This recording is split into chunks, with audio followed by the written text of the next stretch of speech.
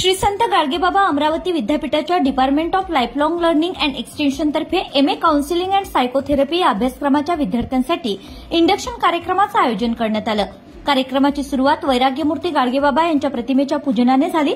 त्यानंतर विद्यापीठ गीताने वातावरण भारावून गेलं। या कार्यक्रमाचे अध्यक्षस्थान डॉक्टर श्रीकांत पाटील यांनी भूषविलं असून प्रख्यात न्यूरोलॉजिस्ट डॉक्टर सिकंदर अडवाणी हे या कार्यक्रमाचे प्रमुख मार्गदर्शक म्हणून उपस्थित होते।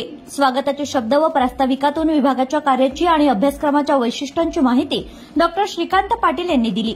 यानंतर प्राध्यापक शिवानी अग्रवाल यांनी प्रमुख पाहुण्यांचा परिचय करून दिलाय। मुख्य व्याख्यानात डॉक्टर सिकंदर अडवाणी यांनी the brain healing and human potential a neurologist perspective of lifelong learners या विषयावर प्रेरणादायी मार्गदर्शन केलं। त्यांनी विशेषतः पुढील मुद्द्यांवर प्रकाश टाकलाय। मानवी मेंदूची रचना आणि कार्यप्रणाली ही अद्वितीय असून ती समजून घेणं काउन्सिलिंग आणि सायकोथेरपीसाठी आवश्यक आहे। तणाव, नैराश्य व मानसिक आजार यांचा मेंदूवर होणारा प्रभाव समजून घेतल्यास उपचार अधिक प्रभावी ठरतात। मेंदूमध्ये स्वतःला दुरुस्त व बरे करण्याची क्षमता असते, ज्याचा उपयोग मानसिक आरोग्य सुधारण्यासाठी होऊ शकतो। सतत शिकत राहणे मेंदूला सक्रिय ठेवते व व्यक्तिमत्व विकासाला चालना देते।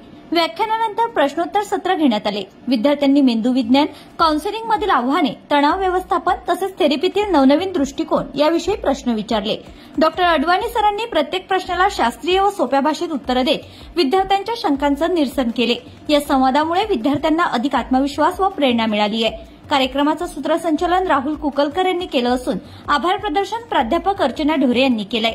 या प्रसंगी प्राध्यापक शिवानी अग्रवाल, प्राध्यापक अर्चना ढोरे, प्राध्यापक सुरेश रहाटे, प्राध्यापक विनय रत्नपारखी, प्राध्यापक प्रगती तांबाकडे तसेच विद्यार्थी मोठ्या संख्येने उपस्थित होते। कार्यक्रमाला उत्स्फूर्त प्रतिसाद लाभला होता। Bureau report, RCN news.